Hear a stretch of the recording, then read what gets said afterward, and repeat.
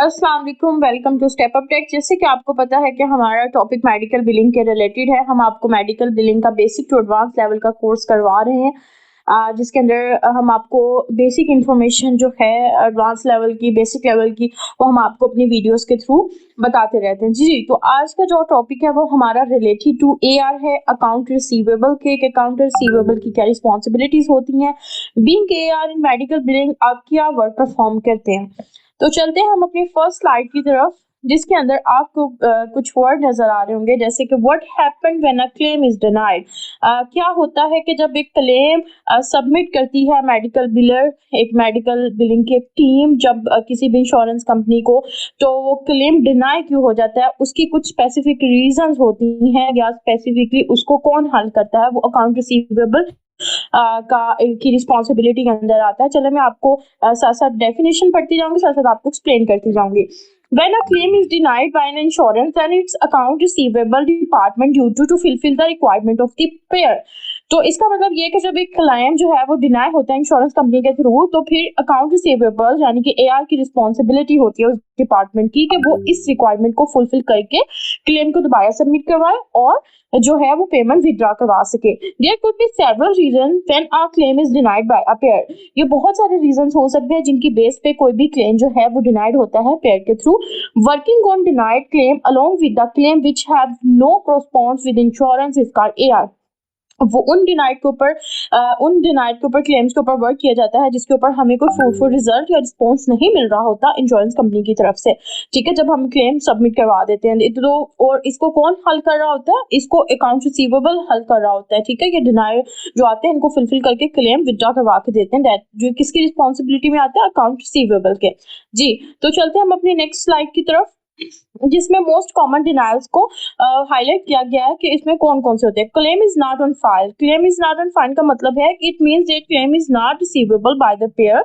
Below things need to keep in mind when payer is saying claim is not on file. मतलब आप ये कह सकते हैं कि जब टाइमली आप अपना कोई भी क्लेम जो है वो सबमिट नहीं करवाते, या कोई भी क्लेम जो है वो रिसीव नहीं होता पायर के थ्रू, क्योंकि कुछ कंडीशंस आपको अपने चीजें अपने माइंड में रखनी पड़ती हैं जब आप पेयर को कह रहे होते हैं कि क्लाइम जो है वो फाइल के टाइमली फाइलिंग लिमिट से एक्सीड कर चुका है। ठीक है, जैसे इलेक्ट्रॉनिक क्लेम की जो टाइम होता है वो at least take 3 to 7 days reach होता है, जो पेपर क्लेम्स होता है वो 15 to 30 days के अंदर अंदर होता है। ठीक है, if claim has pass these days and still no payment are denied received, then we call to the insurance company or verify the claim status on web portal। अगर ये क्लेम जो है ये इन डेज के ऊपर से पास अवे हो चुका होता है, तो हमारा कोई भी डिनाइल या हमें कोई भी पेमेंट स्टिल रिसीव नहीं होती, तो उसका मतलब है कि हमें कॉल करनी होती है इंश्योरेंस कंपनी को, वहां पे अपने इस क्लेम के स्टेटस को वेरीफाई करना होता है वेब पोर्टल के थ्रू, उनके जो इंश्योरेंस का पोर्टल होता है। ठीक है जी, तो नेक्स्ट हम अपनी स्लाइड की तरफ मूव करते हैं कि if paper claim is not on file. जब paper claim is not on file, उसकी रीजन क्या होती है कि उसके अंदर हम लोग पेशेंट की एलिजिबिलिटी को कंफर्म ना किया हो, मे बी इसके अंदर ये करना जरूरी होता है कंफर्म प्रोवाइडर पार्टिसिपेशन स्टेटस, जो हमारा मतलब फिजिशियन है या जिसके थ्रू हम ट्रीटमेंट ले रहे हैं उसका स्टेटस भी करंटली डालना होता है।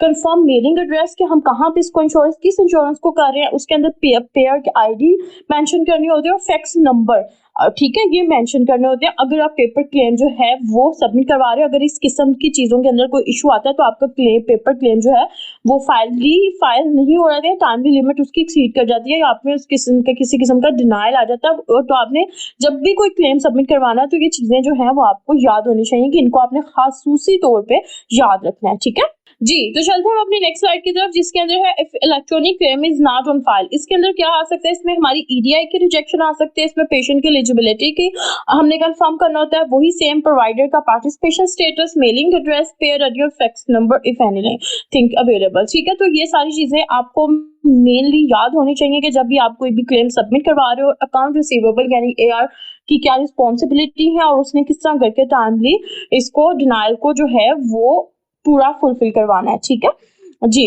तो अगर आपको नेक्स्ट वीडियोस मिलेंगी जिसके अंदर आपको हम मेडिकल बिलिंग के बारे में मजीद गाइड करेंगे कि आप इसमें मजीद कैसे कैसे परफॉर्म कर सकते हैं और इसमें कैसे अर्निंग कर सकते हैं, तो हमारे चैनल को सब्सक्राइब करें, शेयर करें, लाइक करें। ठीक है, और इधर जो प्लेलिस्ट है मेडिकल बिलिंग के रिलेटेड, इसको मजीद स्टार्ट से जो लोग अभी में देख रहे हैं, मिड से देख रहे हैं, वो वहाँ पे उनको फर्स्ट A to Z जितने भी मेडिकल बिलिंग के रिलेटेड लेक्चर्स हो चुके हैं वो वहाँ पे अवेलेबल है।